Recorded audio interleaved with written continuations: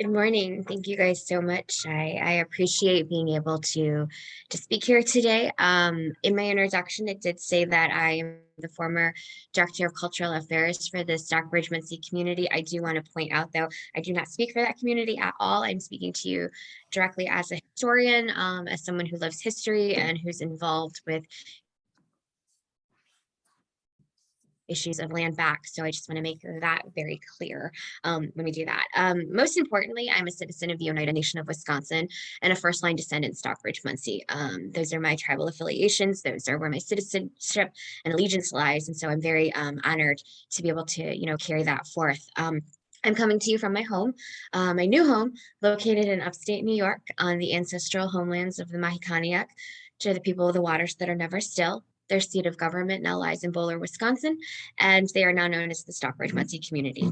So I wanted to just make that acknowledgement and make it known that, the land that I'm on was the land of my ancestors. And so I carry that with me and forth in everything that I do. So when I left the Midwest to move here to New York, it was very cool in a sense to be able to be coming home. So I'm going to share a few slides with you, go through some history, very quickly. Usually the history that I'm going to talk to you about today, I usually do in about 45 minutes, and I'm going to do it way quicker than that. And then I will turn over to my colleague Charlie, who will introduce himself and do some other presentation as well. And then we'll obviously do Q&A. So let me just share my first slide. So about me, my name is Heather. I'm Oneida in Stockbridge-Munsee. My pronouns are she, her, hers. I currently serve as the Director of Education for Forge Project, which is a new initiative here in the Hudson River Valley. We are an organization that focuses on a plethora of issues across Indian country. We focus on Indigenous art and artists. We focus on providing a fellowship for those who are in Indian country doing this great work, whether it is in land justice, cultural awareness, land back, you name it, we do something with it. We also do have a partnership with Sky High Farm. They are a farm in the area that grows food and gives it to food banks and communities in need. They keep nothing for themselves, and they do this all free of charge. So it's a really great organization. My email is heather@forgeproject.com. You can follow me on Twitter at Heather Bruegl, and on Instagram, if you want to see really cute pictures of dogs and random things in my life, you can follow me on Instagram at Heather M. Bruegl. So the first thing I want to talk about is the territory of the Mohican Nation people. You'll notice I put Munsee in there as well. I think it's important to make that distinction because we are Stockbridge-Munsee community. So, and I'll tell you about how we got our name a little bit later on, but the area covered about 6 states. From southwest Vermont, the entire Hudson River Valley of New York, from Lake Champlain to Manhattan, Western Massachusetts to the Connecticut River Valley, Northwest Connecticut, and portions of Pennsylvania and New Jersey. So it was a very vast area. And if you look at the map here, that top circle where you see Lake Champlain, you see Albany, you see Stockbridge, Massachusetts, that very top circle is strictly Mohican territory. So you'll see the parts of Massachusetts, Connecticut, Vermont, so that's important. The bottom circle where you see New York City is Lenape-Munsee territory. When we talk about our homelands, we talk about both of those areas because they are very significant in our history, and we did have Munsee Lenape people who did join with us later on when we were going through our moves and various stops along the way to our home in Wisconsin. So I just wanted to give you the sense of that territory and the importance of it. I also wanted to let you know that going forward, when I refer to the Hudson River or the Hudson River Valley, I am going to say the Mohican, which is the river that flows both ways. That is the name that we gave to the river. And so I think it's only appropriate that we refer to it in its original name and not named for, lack of a better word, not named for a colonizer. We're not going to refer to it as that, or I'm not going to refer to it as that anymore. So who are the Mohican people. Well, we are the Mahikaniak. We are the people of the waters that are never still. That is what our name translates into. We settled along the Mohicanatuck, which is the river that flows both ways. And I actually just learned why the river flows both ways, because it has something to do with, like, I'm not from here, so I'm very bad with knowing this, but I had no idea it had something to do with like the tides and like the tidal tributaries and stuff. So I thought that was really cool, because like when you stare at it, it kind of really does look like it goes both ways. And I was like, how does a river do that? So that was just really interesting for me, my own personal knowing. So the river and water is very significant in a lot of indigenous cultures broadly across the board, but also in obviously the Mahikaniak, which translates to the people of the waters that are never still. We were also closely aligned with the Lenape, who again were just south of us. We refer to them as the grandfathers. We had alliances with them, but we also had alliances with other tribes in the area as well. We weren't always fighting with everyone. It was just very peaceful. And our numbers at one point numbered around 25,000. That's an estimate, right? 25,000, because I've heard it 25,000 total, but I've also heard like 25,000 warriors. So it's, I'm still trying to like pinpoint exactly what the numbers might be, but huge number. Mohican Nation is very large at one point. We have our first, and we had a central council fire at Schodack Island. A central council fire is basically where your seat of government lies. So when earlier today I did my land acknowledgement and I said our seat of government is in Bowler, Wisconsin, that's basically where you could say that the central council fire is now in Wisconsin. So that's just a little tidbit to know about. We had a lot of encounters with a lot of different people.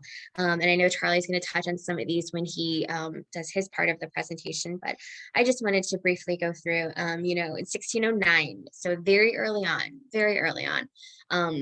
even before like the Pilgrims came, but like 1609, Henry Hudson came sailing down what we call the Mohicanatuck, and he sailed right into Mohican territory.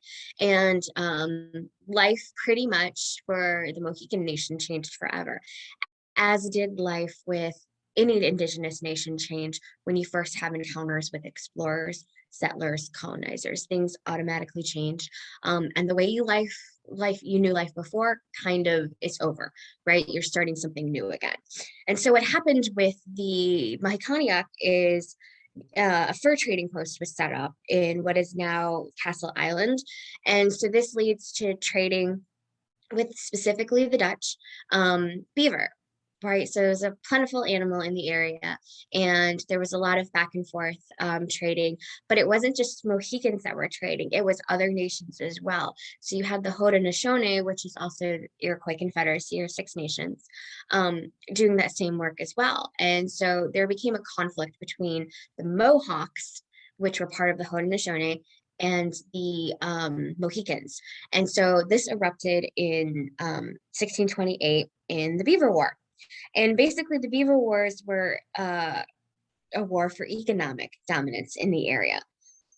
In 1628, the Mohawks actually defeat the Mohicans and push them east of the Mohicanatuck and created a monopoly with the Dutch in New Netherland. But because the beaver was being hunted almost to the point of extinction, the animal all but disappeared from the Mohicanatuck River Valley by 1640. Economic way of life for the Mohicans changed with contact, and traditional items were no longer being made. New items such as iron kettles, cloth, guns, and colorful glass beads were now available.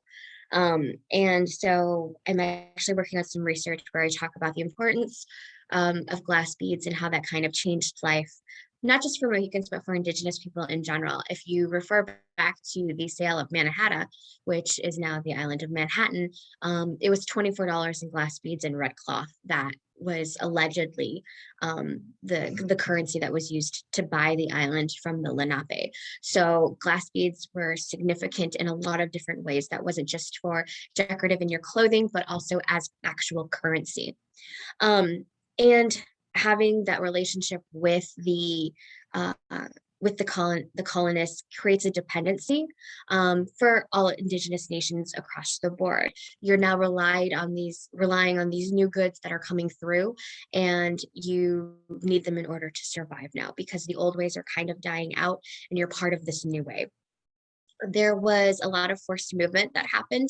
Obviously, with Native nations, I could talk about Indian removal for like hours and go through it all, but I won't because there's some really good information coming ahead and I want you guys to hear all of it.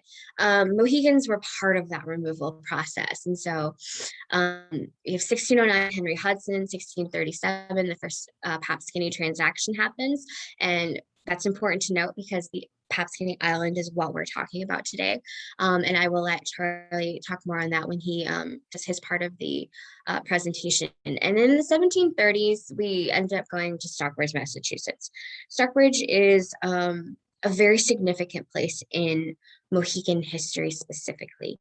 Having been to Stockbridge the first time over this past summer, I can tell you it's a really interesting place to go. And Stockbridge was set up as a missionary town, and missionaries entered into the villages to help convert Native people. And it's important to note that the conversion of Native people, the Christianization of Native people is a form of colonization. So it's important to just note that and have that in your brain as we're talking. Native people, though, did agree in some way, shape, or form to be Christianized. What they did is they saw the prosperity that the colonists were having and were like, maybe if we convert to that will, that those benefits will fall upon us as well. So in 1734, a missionary by the name of John Sargent comes to the Mohican village, which is called Watucook. And it is, if you're familiar with Stockbridge, the village area was kind of where the golf course is in Stockbridge. So just picture that in your head. And that's, where the village was, and that's where John Sargent came. And he preached and baptized many Mohicans, and they started to take on Christian names. In 1738, the Mohicans gave John permission to start a mission in the village. It was located on the Housatonic River, and more Native Americans came into the area and started to convert as well. And that would have been the Wappingers, the Brothertons, the Pequots, the Oneidas, the Mohawks, and we were blanketed with the name Stockbridge Indians. So we kind of started to lose our identity. There was then, after the American Revolution, there was then relocation afterwards to New Stockbridge in New York, up near Oneida Lake. And then between the 1820s and the 1850s, so to speak, there was movement westward. We had, so just to point out, after fighting in the American Revolution on the side of the colonists, we were then moved out of Stockbridge and had to move again. Our first stop was in 1819 in White River, Indiana.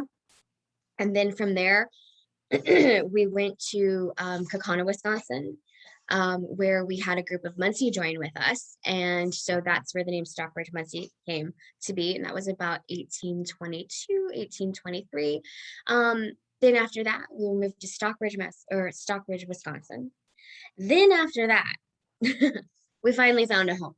And so this is actually a photograph of the reservation in Wisconsin. And I just want to give you a little bit of policy information behind that before I turn this over to Charlie. So under the federal government, Andrew Jackson was forcing removal in land cessions. A group of Stockbridge Mohicans who feared the inevitable moved to Indian Territory in 1839. Many died along this journey, and by the time they reached Kansas and Oklahoma, they married into other tribes. Others then came back. You had the first set of policy introduced in 1843 with a congressional act that made Stockbridge Indians citizens of the United States. On paper, that looks good, except what it does is it takes away your tribal sovereignty. So then we had John Quinney, who was one of our earliest leaders, go and lobby on behalf of the Stockbridge Mohicans to have that act overturned. And so what we end up with is the Congressional Act of 1848.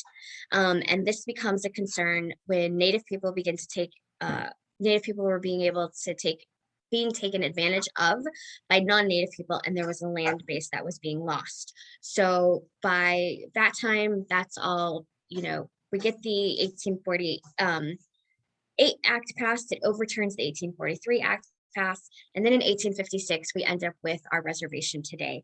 And it is created by the two townships of Bartlemy and Red Springs by land that was ceded by the Ho-Chunk and Menominee nations. I think it's important to put that into context as well. The Stockbridge-Munsee today is the largest employer in Shawano County with a land base that is just under 25,000 acres and an enrollment status of around 1,500. This is also another photo of the Red River that flows through the Stockbridge-Munsee Reservation. And again, you can see the importance of water and what the role that water plays in the Stockbridge-Munsee people today. So I will turn it over to Charlie now.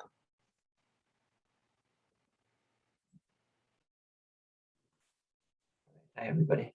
Just get Thank you, Heather. Where am I going? Oh, here we go. We just rehearsed this.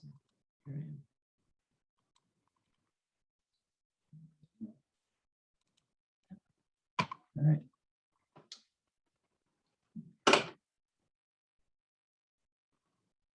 Thank you, everybody. Again, my name is Charlie. I work for the Open Space Institute, OSI. As some of you know, we protect scenic natural areas and historic landscapes for public enjoyment from Penobscot country to Muskogee country, so Canada to Florida. We use a variety of tools to protect this land, direct land acquisition, regranting, research. Oh, what's going on? It's running on its own here. All right, I don't know what I'm gonna do here. So yeah, we also do park improvement projects to promote access to the outdoors. And this Papscanee Island Preserve project was part of our direct land acquisition program. Let's see. So my name is Charlie. Like I said, I'm as was mentioned in the introduction, I'm a registered professional archaeologist. I studied archaeology in grad school. I think I'm going to have to take a moment here and figure out why that is running on its own. So I studied archaeology in grad school, and the territory that I studied was the same, was the Mohican country. That's the same land that I steward for OSI now. And so I've been working with OSI for about 10 years now as a land steward, and stewarding that, like I said, stewarding that same Mohican territory. So I'm coming to you from the Mohican territory. Rensselaerville is the colonized name. It was called Basic. Oh, it's still doing it. Look at that. It was called Basic by the Mohican people, and near here, just nearby, there's a little village called Reedsville. And Sachem John Quinney, when he was there in 1847 on the 4th of July, he gave this speech to the assembled anti-renters who were there. And in that speech, he said these words, which while he was speaking specifically about Reedsville, I think it's certainly applicable here. He said, "Let it not surprise you, my friends, when I say that the spot upon which I stand has never been rightly purchased or obtained, and by justice, human and divine, is the property of the remnant of the great people from whom I am descended. They left it in the tortures of starvation and to improve their existence, but their miserable existence, but a cessation was never made and their title was never extinguished."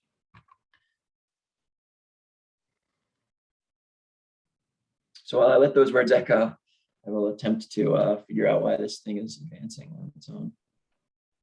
And while you're doing that, Charlie, if there's any questions for Heather, we'll give you just a moment to get that set up.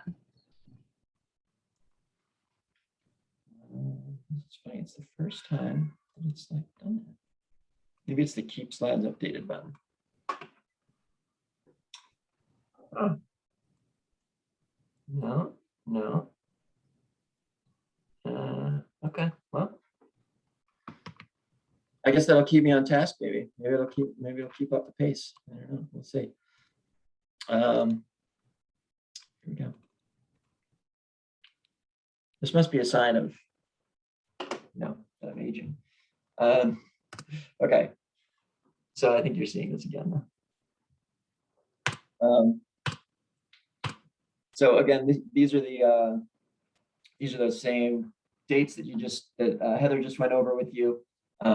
The first land sale, quote unquote sale, was the sale of Rensselaerwick, where agents of Killian Van Rensselaer purchased land extending 3 days journey on both sides of the Hudson River, basically centered on Papscanee. And they wanted Papscanee from the beginning, I think, but Sachem Papscanee, who the island was named for, was really a holdout, and it wasn't until after he passed away that his heirs agreed to transfer the land. And of course, these land payments, as I understand it, but these land sales were not intended as sales. They were intended as sort of diplomatic gift giving and the right of basically a leasehold, the right to use land.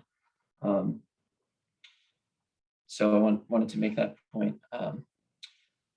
This painting is by Len Tantillo, and it shows Papscanee Island as it was based on archaeological evidence from nearby that was that demonstrated thousands of years of occupation, and also gave us some of the first kind of looks at what Mohican house forms were, and the types of diet that Mohican people had in terms of archaeologically. This was the first time this stuff was really recovered. So 4,000 years of occupation, 1,000 years of agriculture, and 375 years of Euro-American ownership. It's, as I understand it, considered to be sacred land. It's an ancient center of government and spirituality. As Heather mentioned, it's right near the central fire of the Mohican people was in Schodack, and so this is right near Schodack Island. And it's also sort of got this symbolism of resistance and of the homelands, I think, because, well, for a variety of reasons. One of them is that when OSI first acquired the property back in the mid-90s, a delegation of Mohican officials came out to visit, and I think the memory of that visit still kind of echoes today. This is about what Albany would have looked like at the time of the transaction. Port Orange. And then here's a 1632 map of Rensselaerwick, and right there you'll see Papscanee Island. This is that says the Papscanee's kill. So 1632, 5 years before the transaction. So zooming ahead to 1993, we acquired the property in 3 transactions. First from King Fuels there, that's the blue, and then from the Albany Port District Commission, these 67 acres in red, and then finally from Penn Central in 95, the last 30 acres right there. So as I mentioned at that time, it sort of made a big media splash, and the Mohican people came and visited.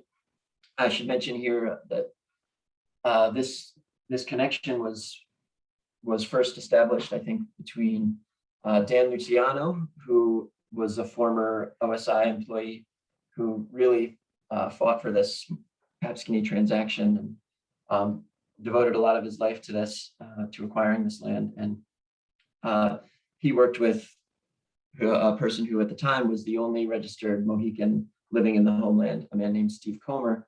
And so Steve Comer was not a tribal official, but he was very knowledgeable about Mohican culture. And as I said, is a registered Stockbridge-Munsee member and community member.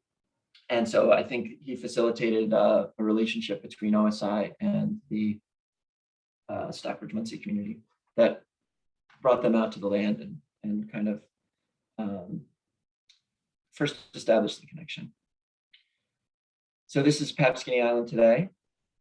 This is the Papscanee Creek, and you can see it's got this sort of tidal marsh, and there's Albany in the background. This is from what I understand, the northernmost tidal marsh in the Hudson River watershed. But to get to it, at least from the north, you drive down through this port of Rensselaer, which is, you know, these huge petroleum tanks, and it's almost like a post-apocalyptic landscape as you go through, as you wind down through these roads. And so this is really what OSI was protecting this land from, that kind of development pressure from an area that was zoned coastal industrial. So here's a little topography. You can see, well, you can barely see in orange here. This is the outline of the property. Here's the Papscanee Creek, which creates the island. It was sort of kind of filled to create the Amtrak railroad line. So it's sort of more of a peninsula these days than it is an island. And so just to kind of give you a feel for the land, I just had a couple of, I wonder if this is working. Oh, there we go. Yeah, I just had a couple of little clips to show, just to give you a feel for what it's like there. In the springtime, the cottonwoods let go of these little cottonwood seeds that just fills up the whole forest and just gives a really magical kind of feel to things. And it's just so lush. It's so lush that, you know, the poison ivy, it's got poison ivy the size of banana leaves, and mosquitoes the size of bats.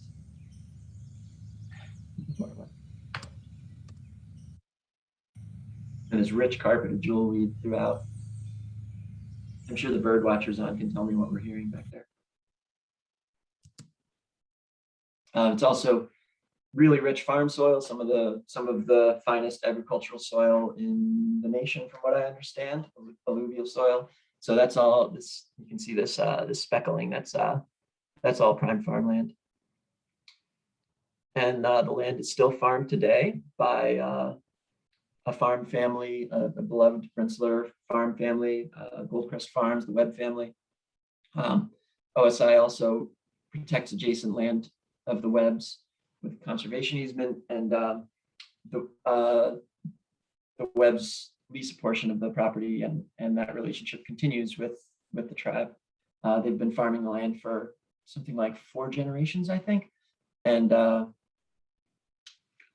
they say that this is some of the longest continuously cultivated land in the country.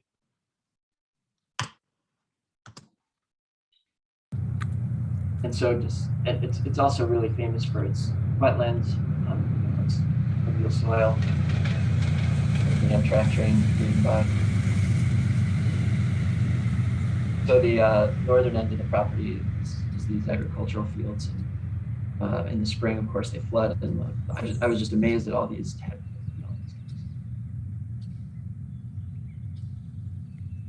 There's so many. As I go back, you can see they're just that this entire thing is just full of these.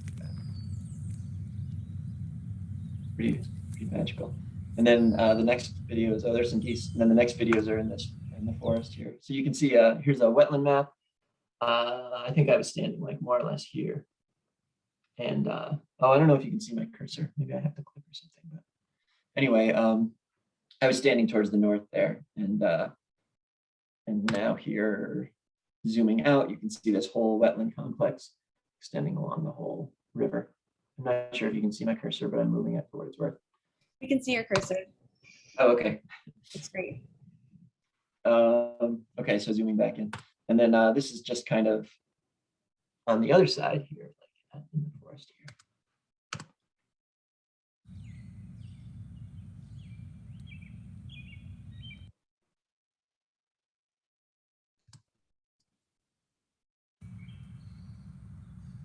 just a very tranquil space at the edge of this really kind of brutal industrial development.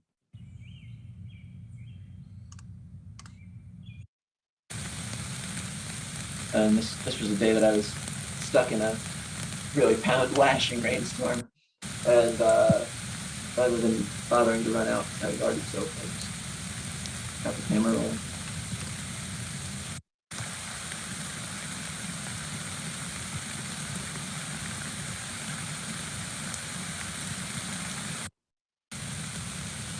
That's what it's like to be stuck in the rain, actually.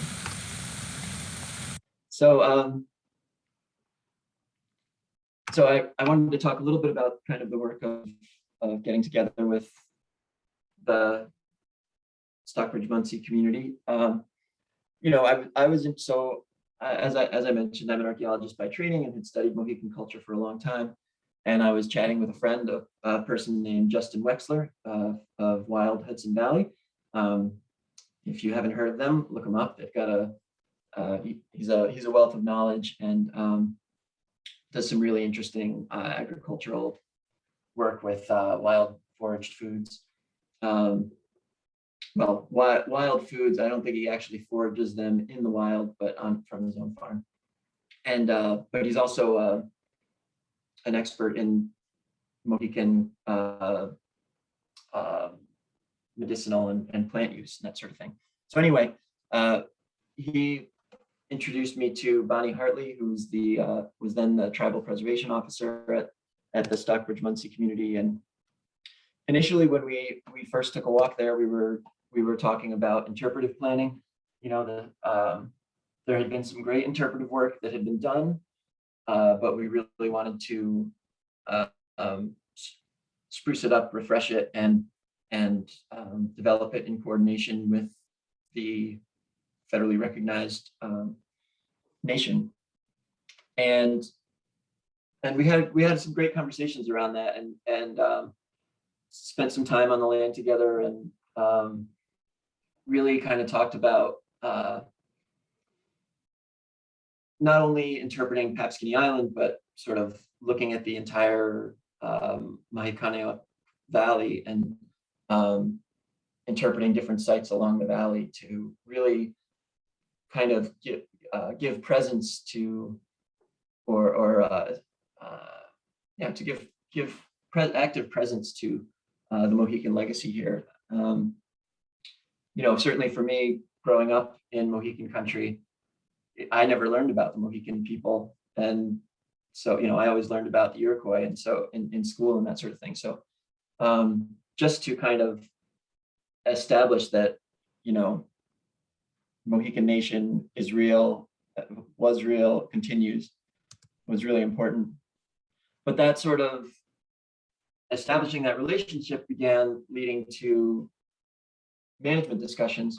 We were at one point, we were a few years back, it was sort of the beginning of then Governor Cuomo's real push for renewable energy. And so we were considering establishing a small kind of demonstration solar array on the property. And as we were, you know, because we wanted to really demonstrate like land trusts can use their land to help fight climate change through renewable energy. And we looked at all the holdings in OSI's portfolio, and Papscanee Island was the clear choice as the best site for solar in terms of the environmental conditions. And so, you know, because we had already established this relationship around interpretive planning, not to mention the earlier relationship from 20 years ago, we felt we really needed to reach out to the tribe and get their blessing on the project. And so after a lot of discussions, basically the feeling was that the land was too important, too significant culturally to put the solar array there. And OSI deferred to the Mohican judgment on it. We decided to stop the project despite, you know, having put a lot of resources into it, and having also our consultants having put a lot of resources into it. It really just was not the right thing to do, and we wanted to honor the partnership that we were beginning to establish. And so as those kinds of conversations continued, we began really discussing what the right choices for the land for its permanent stewardship. And it seemed really obvious that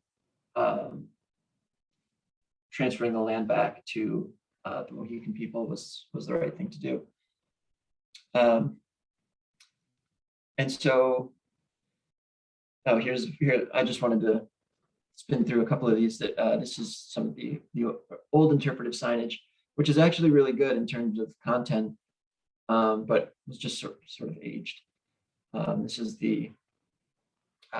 some plans for the solar, and then so as we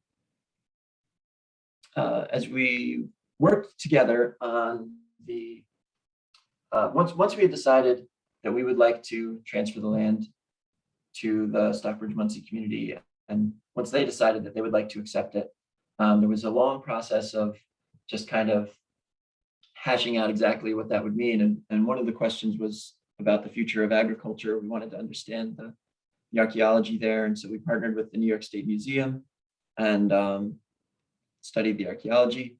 And then there was also a process of just kind of sprucing up. When we did our boundary survey, it came to light that these boats that I had always thought were on the neighbor's property were in fact on our property. So we removed the old boats.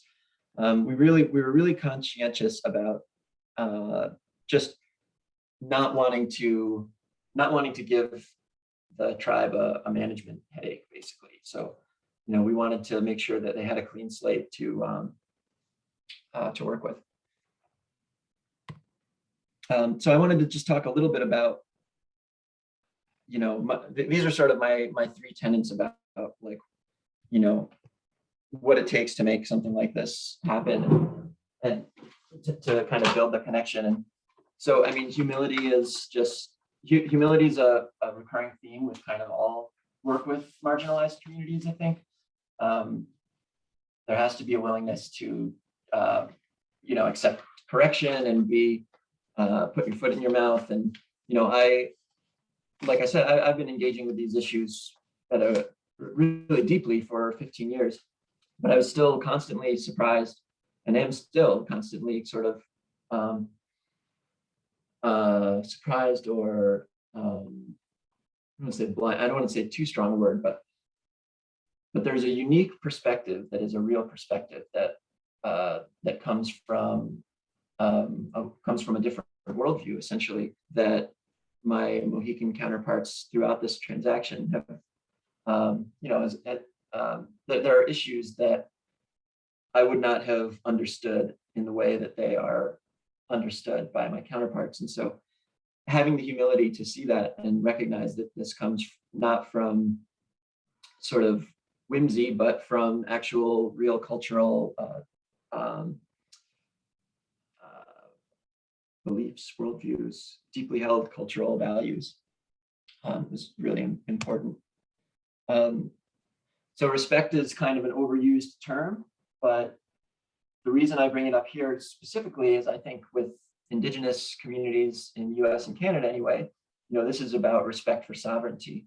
The officials of Indigenous nations, these are the dignitaries of foreign nations. And so, there's a formality that is, I think, required, and that is that's inherent in that I think is really important. It's in that regard, it's much different from, sort of issues when dealing with, people of diverse ethnicities or that sort of thing. When sovereignty is involved, it's not necessarily about equity as much as it is about, respecting whether it's treaty rights or just the rights of a sovereign nation. And then deference, this is a really important theme that I think it differs from humility and respect in that I think those two things are kind of qualities that an individual can bring a relationship and kind of form a relationship. Like we can be humble, we can be respectful, whatever. But to be able to really defer to your partner's management decisions, that takes organizational buy-in from, from right from the top. That takes the decision makers being involved. So, like for example, with the solar array, being able to walk away from that, or in decisions about the continuation of agriculture on the property, or decisions about when was the right time to do interpretive signage work, all those sorts of things. And also in terms of like the media rollout, because we, of course, Land Trust, we love to talk about our successes, and we feel really proud of this success. But we also really wanted to make sure that we were following the Mohican Nation's lead on talking about it and how we want to talk about it. And so all of that really had to come from above in the organization. So I think that was really, that's an important point, and one that I was really grateful for. A couple more just sort of gems of advice for what they're worth, because I think a lot of the folks here might be interested in this, at least the Land Trust folks, interested in this kind of work and establishing these kinds of relationships. It's important to know the history, but of course with that comes the humility. But I think that, the fact that I had kind of studied these issues for a long time really helped, because, there was a certain amount that that I did not need to get up to speed on. And it's just, I mean, really, we should know the history of our places as it is. I mean, it's just so important to understand that, as Sachem Quinney said in that quote, that, this land was not given up. It may have been vacated, but it was not, the title was not cleared. And so it's just really important to understand that. And then as you go down to the mid-Hudson Valley, like understanding, what happened in the Esopus Wars, or how, how the Wappinger Nation consolidated with the Mohican Nation at Stockbridge. I mean, these are really important. These are really important events that shaped the very landscape that we live in, and the events of today. So knowing that history, I think, is critical. Spending time on the land together gives an opportunity, of course, to get to know one another, but also to have sort of unstructured, not necessarily topically oriented conversation. So that is really important. And again, going back to that point previously about deference, I think, while relationships are on an individual basis, partnership has to come from from the entire organization. So I think with that, I also want to mention some of our partners. One of the things that really made this work, I think, for the Mohican Nation, is that they had a lot of support, a lot of local support to make this work. Rensselaer County has managed the preserve for 20 years under a lease agreement, and that lease continues with the Stockbridge-Munsee Community. So they keep the trails open, they maintain the parking area, that sort of thing. And so I should really tip my hat to Ann Shaughnessy at Rensselaer County, who does just such a great job there and is so devoted to the land. Rensselaer Land Trust holds a conservation easement that protects the property and ensures that public access will remain permanent. And so that kind of nexus of local support is really helpful. And I think in many ways really made it work. Like both, OSI, it kind of comes back to OSI's desire to not hand off a management headache. We wanted this to be seamless, so that the tribe could really establish a presence at their own pace and in their own way. So I think with that, I will turn it back over to Heather.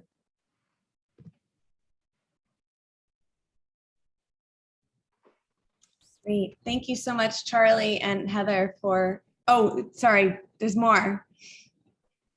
Yeah, one last quick slide. I forgot. And Thanks, so Heather. Take it away. that's okay. Yeah, so this comes back to the larger concept of land back and what land back is. What you learned about today was just a small example of what land back is, but land back in a larger context, there's more to it than just returning the land. Obviously, land back at its core is the unequivocal return of all public lands back to Indigenous peoples.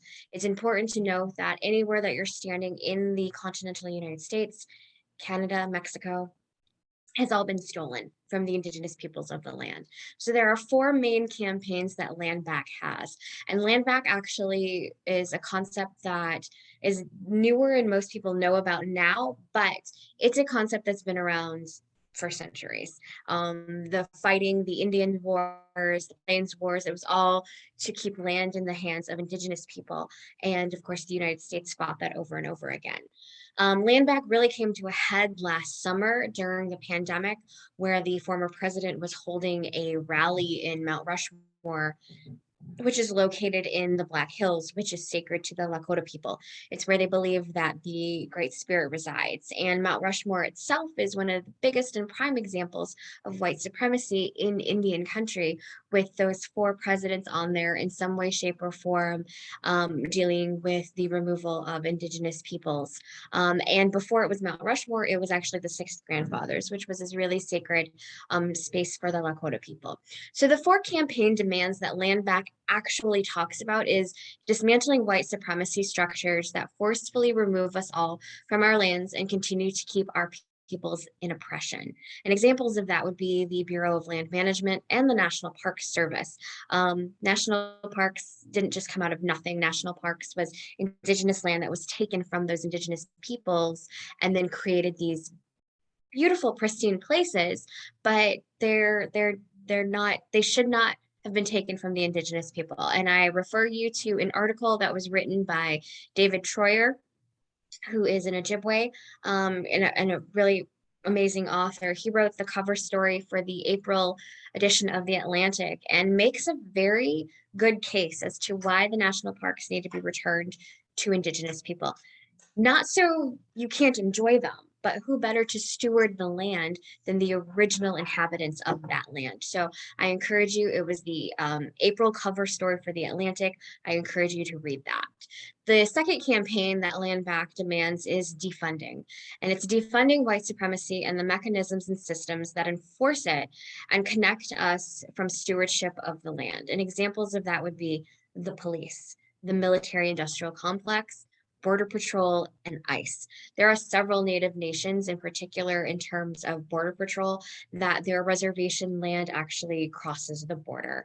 And to be able to freely travel back and forth should be something that should be able to happen. The third campaign demand is return, unequivocally, of all public lands back into Indigenous hands. Without question, it should just be something that happens.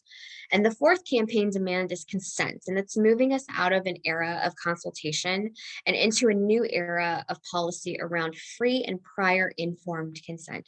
This is exactly what did not happen in the controversy surrounding the Dakota Access Pipeline. There was not free and prior informed consent, and that pipeline was going through Indigenous land, sacred land.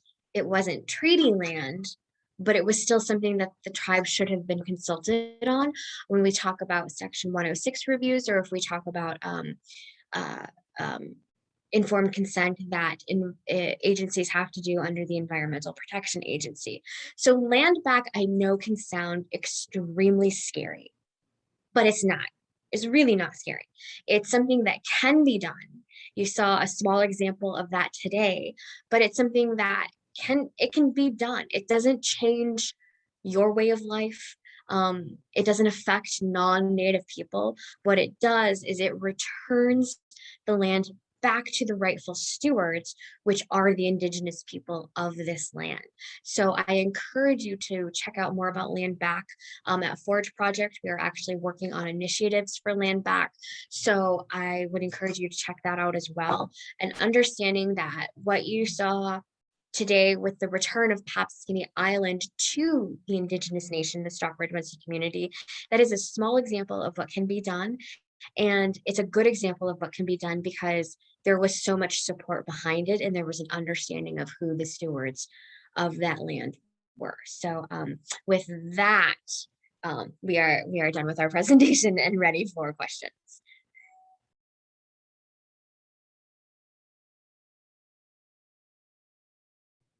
Great. Thank you so much, Heather and Charlie. So sorry that I cut into your talk there for a moment, but thank you for including that really important information. So we've got a couple of management questions about the Papscanee Island site, and one of them is about flooding and sea level rise, and wondering if there is a history of flooding at this site, and thinking about the future flood risks, if there's anything that's planned to manage that site in regards to flooding.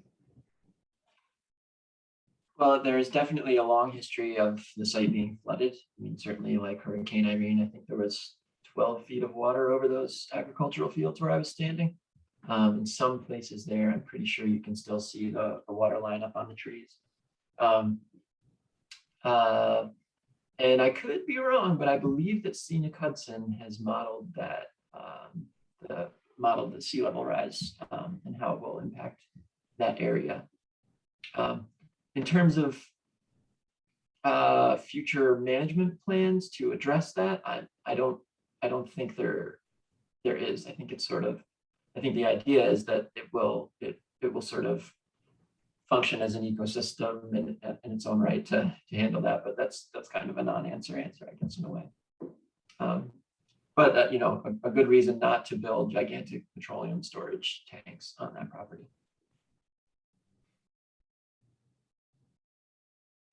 Great, thank you. And then another question on land stewardship around management of invasive species. Has the land stewards, has the Mohican community discussed how this might work? Are there any efforts to restore traditional land relationships, things like agroforestry and other ecological health management decisions? Heather, do you have any insight on that from your time at Stockbridge-Munsee Community? I don't remember that conversation coming up, so I cannot speak to that. I don't know if anything was thought about or talked about on the side of OSI, but I don't recall anything from my time there. Yeah, I know that when I walked the land with some of the tribal council members, and they kind of chatted about, you know, who are based in Wisconsin, and this particular gentleman is a forester, and so he was really familiar with the invasive species out in his part of the world, and so was curious about what sorts of things we struggle with over this way. But I think that really that the management plan in terms of from the Mohican tribes land management office, that's still kind of in the works. So I think there's probably, I believe there's interest in that sort of work. But it's I don't think there's any firm kind of plans in the queue just yet. Great, thank you. Can you speak to how the land was transferred? Does OSI retain any interest? Do others, such as easements like Amtrak or utilities? Is there a model agreement or transfer protocol that others can use and adapt if they're interested in returning land back?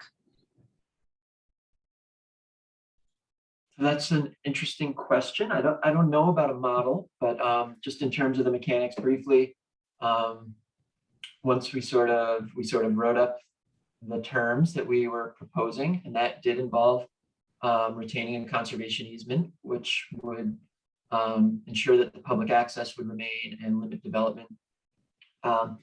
In our case, we actually had to kind of push the tribe in a way to accept maybe a little bit more development, because I sort of thought like without at least being able to put a barn somewhere, those agricultural fields might not be viable long term.